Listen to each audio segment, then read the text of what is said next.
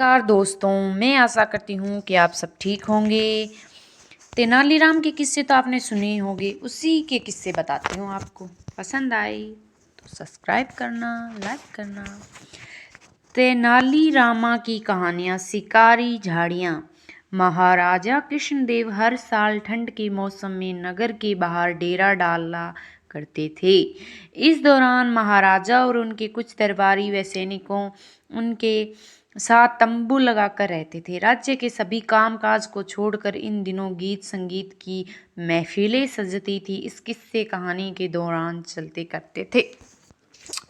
ऐसा ही एक सुनहरी शाम में महाराजा के मन में शिकार पर जाने का विचार आया। महाराज ने दरबारियों से कहकर शिकार की तैयारी शुरू करवाई, जिसके बाद अगली ही सुबह महाराज अन्य दरबारियों व कुछ सैनिकों के साथ शिकार के लिए निकल लगे। तेनालीराम महाराज के प्रिय थे, उन्होंने उनसे भी शिकार पर साथ चलने से को कहा। महाराज की बात सुनकर एक दरबारी कहने लगा, रहने दीजिए महाराज, तेनालीराम की उम्र को हो चली है, अब यह शिकार पर जाएंगे तो जल्दी ही थक जाएंगे। दरबारी की बात सुनकर सभी हंसने लगे, लेकिन तेनालीराम ने कुछ नहीं बोले। इसमें महाराज ने तेनालीराम से कहा कि वह दरबारी की बातों का ध्यान ना दे और उनके साथ शिकार पर चले। महाराज से कहने पर तेनालीराम ने एक घोड़े पर सवार होकर काफिलों के साथ चल पड़े। कुछ समय बाद महाराज को काफिला जंगल के बीच पहुंच गया। शिकार के लिए नजरें दौड़ाते हुए महाराज को पास हिरण दिखाई दिया। हिरण पर निशान साधने के लिए जैसे ही राजा ने तीर कमान पर चढ़ाया, वहां से भागने लगा। महाराज अपने घोड़े पर उसका पीछा करने लगे। महाराज को हिरण के पीछे जाते देख अन्य दरबारी भी साथ तेनालीराम भी महाराजा का पीछा करने लगे। जैसे ही महाराज ने हिरण पर निशाना साधा तो एक घनी झाड़ियों में जाने लगा। महाराज निशाना लगाने के लिए हिरण के पीछे झाड़ियों में जाने लगे, तभी तेनालीराम ने पीछे से महाराज को रोकने के लिए आवाज दी। तेनालीराम की आवाज से महाराज का ध्यान भंग हो गया और उनका निशाना चूक गया।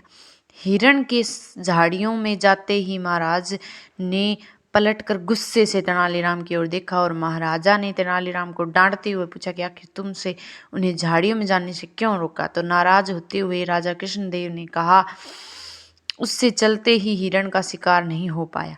महाराजा की डांट सुनने पर भी तेनालीराम चुप्पी साधे रहे।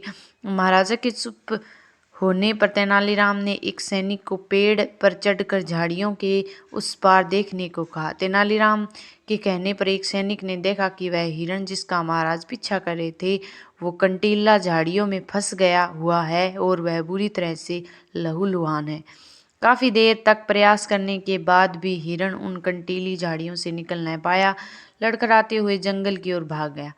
पेड़ से उतरकर सैनिक ने महाराज को बुरी आंखों देखी और सुनाई। सैनिक की बात सुनकर महाराज को बड़ी हैरानी हुई कि उन्होंने तेनालीराम को पास बुलाया और उससे पूछा कि क्या उसे पहले पता था कि वह कंटीली झाड़ियां हैं। महाराज की बात सुनकर तेनालीराम ने कहा, जंगल में कई ऐसी झाड़ियां होती है जो व्यक्ति को लहूलुहान करके अधमरा छोड़ सकती है। मुझे शक की था कि आगे ऐसी ही शिकारी झाड़ियां हो सकती हैं।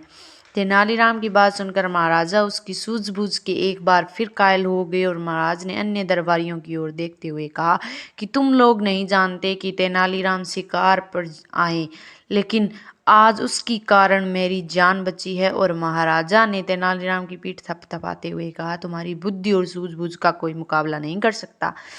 हमें कहानी से ये सीख मिलती है कि जल्दबाजी में उठाए गए कदम कई बार हमें नुकसान पहुंचा सकते हैं, इसीलिए परिस्थिति व आसपास की चीज़ों को देखते हुए ही सूझबूझ से काम करना चाहिए।